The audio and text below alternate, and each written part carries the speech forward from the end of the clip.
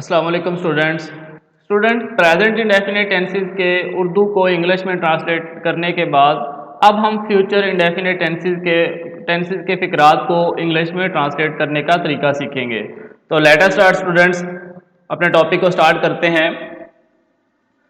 सबसे पहले students future indefinite tense की पहचान हम सीखेंगे।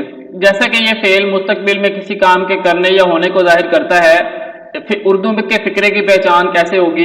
फिक्रे के आखिर पर गा, गी, गे वगैरह आए तो हम समझ जाएंगे वो फ्यूचर इंडेफिनिट टेंस का फिक्रा है। मिसाल के तौर पे पहली एग्जांपल हमारे पास है, हम इम्तिहान देंगे, वो सुबह सैर को जाएंगे, घोड़े चरागाहों में चरेंगे, मदारी अपने करतब दिखाएगा, हमीद मकान किराए पर लेगा, कशफ वालदैन का हुक्म मानेगी, वो सुबह सैर को जाएंगे, सलमान लाहौर जाएगा, और आखिरी सेंटेंस एग्जाम्पल के तौर पे है, चपरासी घंटी बजाएगा। अब स्टूडेंट्स गौर कीजिए कि तमाम सेंटेंसेस के आखिर पर गा, गी, गे वगैरह आ रहा है, तो हम समझ जाएंगे ये हमारा फ्यूचर इंडेफिनिट टेंस का फिक्रा है। अब इस सेंटेंसेस को उर्दू से इंग्लिश में कैसे ट्रांसलेट करेंगे। तो जैसे कि स्टूडेंट्स मैंने अपने पहले लेक्चर्स में आपको फार्मूला बताया हुआ है, वही फार्मूला इस टेंस में भी इस्तेमाल होगा कि सबसे पहले हम उर्दू के फिक्रे के दिए हुए फिक्रे में सब्जेक्ट को आइडेंटिफाई करेंगे, फिर हेल्पिंग वर्ब लिखेंगे, फॉर्म ऑफ वर्ब लिखेंगे दिए हुए टेंस में जो भी फॉर्म ऑफ वर्ब इस्तेमाल होगी, और एंड पर हम ऑब्जेक्ट को आइडेंटिफाई करके उसको लिखेंगे। तो हमारे पास एग्जाम्पल के तौर पे अब हम सीखते हैं, अब हम उर्दू के फिक्रे को इंग्लिश में ट्रांसलेट करने का तरीका सीखते हैं। स्टूडेंट्स सबसे पहले हमारे एग्जाम्पल के तौर पे पहला सेंटेंस है, माली फूल तोड़ेगा। पहचान से हमें पता चल गया ये फ्यूचर इंडेफिनिट टेंस का फिक्र है। तो सबसे पहले फिक्रे में दिए हुए सब्जेक्ट को आइडेंटिफाई करेंगे, सब्जेक्ट फाइल को कहते हैं, और फिक्रे में हमारे पास फाइल माली है। Helping verb future indefinite tenses में स्टूडेंट्स हमारे पास हेल्पिंग वर्ब विल या शैल का इस्तेमाल करेंगे। हमारे पास फ्यूचर इंडेफिनिट टेंस में दो हेल्पिंग वर्ब होते हैं, विल और शैल। दोनों में से देखेंगे कौन सा हेल्पिंग वर्ब सब्जेक्ट के मुताबिक इस्तेमाल होगा। उसके बाद हम फॉर्म ऑफ वर्ब इस्तेमाल करेंगे। फ्यूचर इंडेफिनिट टेंस में फर्स्ट फॉर्म ऑफ वर्ब इस्तेमाल की जाती है, और एंड पर हम ऑब्जेक्ट लिखेंगे। जैसा कि फिक्रे में हमारे पास माली सब्जेक्ट के तौर पे इस्तेमाल हुआ है, तो हम सब्जेक्ट वाले ब्लॉक में माली लिखेंगे। अब अगर स्टूडेंट्स ही, शी, इट या सिंगुलर नेम हो, उसके साथ हम विल इस्तेमाल करते हैं। आई वी के साथ हम शैल इस्तेमाल करते हैं। अब अगर सिंगुलर नेम हो, ही, शी, इट या सिंगुलर नेम हो, तो उसके साथ हम विल इस्तेमाल करेंगे। तो ये सिंगुलर नेम एक माली है, तो इसके साथ हम हेल्पिंग वर्ब विल इस्तेमाल करेंगे। उसके बाद वर्ब पहचान तोड़ना काम है, तोड़ना लिखेंगे वर्ब के तौर पे। एंड पर ऑब्जेक्ट मफूल है, और मफूल वाले ऑब्जेक्ट वाले खाने में मफूल लिखेंगे। अब इसको इंग्लिश में ट्रांसलेट करते हैं। माली को इंग्लिश में द गार्डनर लिखेंगे, हेल्पिंग वर्ब विल इस्तेमाल होगा, तोड़ने को इंग्लिश में प्लक इस फर्स्ट फॉर्म ऑफ वर्ब इस्तेमाल होगी, और एंड पर फूल को इंग्लिश में द फ्लावर पढ़ेंगे। तो ये सेंटेंस हमारे पास बन जाएगा, the gardener will pluck the flower, माली फूल तोड़ेगा। सेकंड एग्जांपल है, माहीगीर मछलियां पकड़ेंगे। फ्यूचर इंडेफिनिट टेंस का फिक्र है, तो उसी तरह सबसे पहले हम सब्जेक्ट, फिर helping verb, form of verb, और एंड पर ऑब्जेक्ट लिखेंगे। तो सब्जेक्ट हमारे पास माहीगीर है, हेल्पिंग वर्ब चूंकि सिंगुलर नेम है, इसके साथ हेल्पिंग वर्ब विल इस्तेमाल होगा।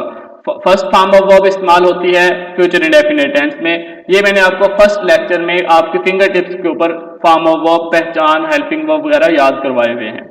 तो फ्यूचर इंडेफिनिट टेंस में हमारे पास फर्स्ट फॉर्म ऑफ वर्ब इस्तेमाल होती है। इस फिक्रे में वर्ब हमारे पास पकड़ना काम है, ऑब्जेक्ट मफूल मछलियां हैं। तो ये सेंटेंस हमारे पास बनेगा, the fisherman will catch fishes, माहीगीर मछलियां पकड़ेंगे।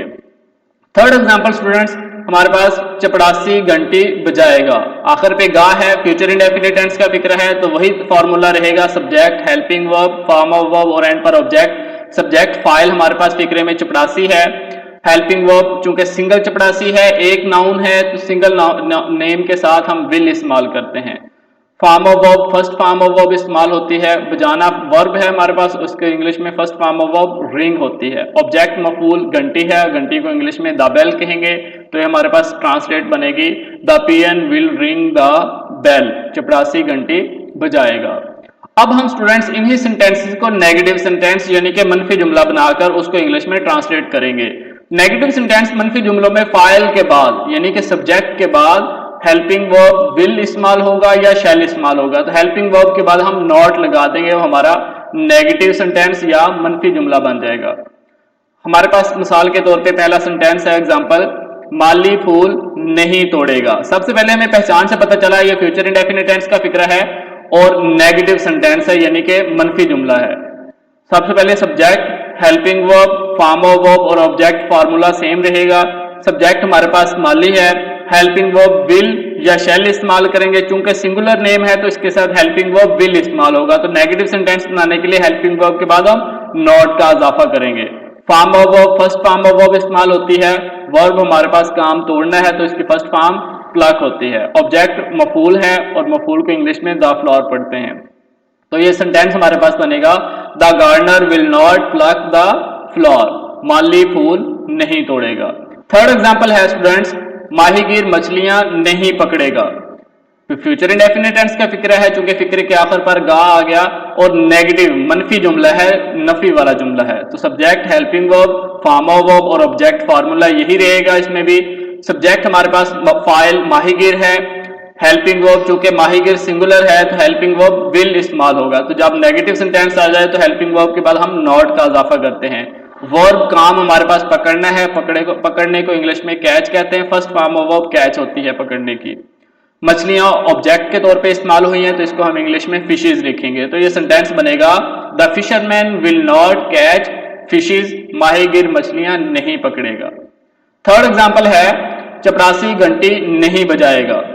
फ्यूचर इंडेफिनिट टेंस का फिक्र है और नेगेटिव सेंटेंस है। तो सब्जेक्ट हमारे पास फिक्रे में चपरासी इस्तेमाल हुआ है, helping verb future indefinite tense में हमारे पास विल और शैल इस्तेमाल होते हैं। जब इसको नेगेटिव सेंटेंस बनाएंगे तो हेल्पिंग वर्ब के बाद हम नॉट लगा देंगे, जो भी हेल्पिंग वर्ब इस्तेमाल होगा। वर्ब काम हमारे पास बजाना है, फेल है, ऑब्जेक्ट मफूल के तौर पे घंटी इस्तेमाल हुई है। तो चपरासी को इंग्लिश में द पियन सिंगुलर नेम है, इस वजह से इसके साथ हेल्पिंग वर्ब विल इस्तेमाल होगा और नेगेटिव सेंटेंस है तो हेल्पिंग वर्ब के बाद हम नॉट लगाएंगे। बजाना फेल है, इसकी फर्स्ट फॉर्म रिंग होती है। घंटी मफूल है तो इंग्लिश में इसे हम द बेल लिखेंगे। सेंटेंस हमारे पास बनेगा, the peon will not ring the bell, चपरासी घंटी नहीं बजाएगा। जी अब स्टूडेंट्स लास्ट पे हम इन्हीं सेंटेंसेस को इंट्रोगेटिव सवालिया फिक्रा बनाएंगे। सवालिया फिक्रा बनाएंगे जब भी हम स्टूडेंट्स, मैंने आपको पहले ही बताया है, जब भी हम किसी भी सेंटेंस को सवालिया फिक्रा बनाते हैं तो उस फिक्रे में दिए हुए हेल्पिंग वर्ब को फिक्रे के आगाज में ले जाएंगे, बाकी तरतीब वही रहने देंगे, तो वो आपका सवालिया फिक्रा या इंट्रोगेटिव सेंटेंस बन जाएगा। जी तो स्टूडेंट्स फ्यूचर इंडेफिनिट टेंस कर रहे हैं तो फ्यूचर इंडेफिनिट टेंस का आपको याद है कि हेल्पिंग वर्ब हमारे पास विल या शैल इस्तेमाल के होते हैं। सादा सवालिया जुमलों के तर्जुमा करते वक्त विल या शैल फिक्रे के शुरू में इस्तेमाल करते हैं और आखिर पर सवालिया निशान लगा देते हैं, तो ये हमारा सवालिया फिक्रा बन जाता है। एग्जाम्पल के तौर पे हमारे पास सेंटेंस है, क्या माली फूल तोड़ेगा। पहले तो हमें पहचान से पता चला ये फ्यूचर इंडेफिनिट टेंस का फिक्रा है और सेकंडली ये इंट्रोगेटिव सवालिया फिक्रा है। तो सवालिया फिक्रा बनाने के लिए फॉर्मूला स्टूडेंट्स, हेल्पिंग वर्ब सबसे पहले लिखेंगे, फिर सब्जेक्ट, फिर वर्ब और एंड पर ऑब्जेक्ट लिखेंगे। फ्यूचर इंडेफिनिट टेंस में हमारे पास विल या शैल दो हेल्पिंग वर्ब हैं।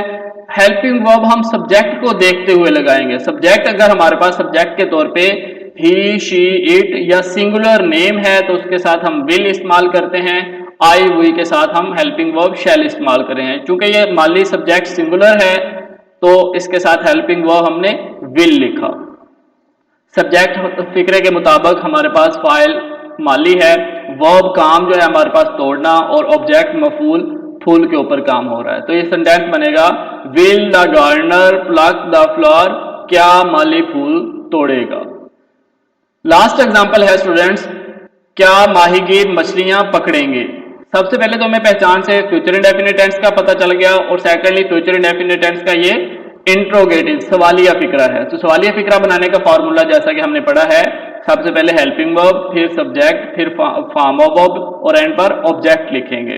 हेल्पिंग वर्ब हम विल लगाएं, विल और शैल हैं, विल लिखेंगे चूंकि सब्जेक्ट हमारे पास सिंगुलर नेम एक माहीगीर है। चूंकि नेम है तो हम इसके साथ हेल्पिंग वर्ब विल इस्तेमाल करेंगे।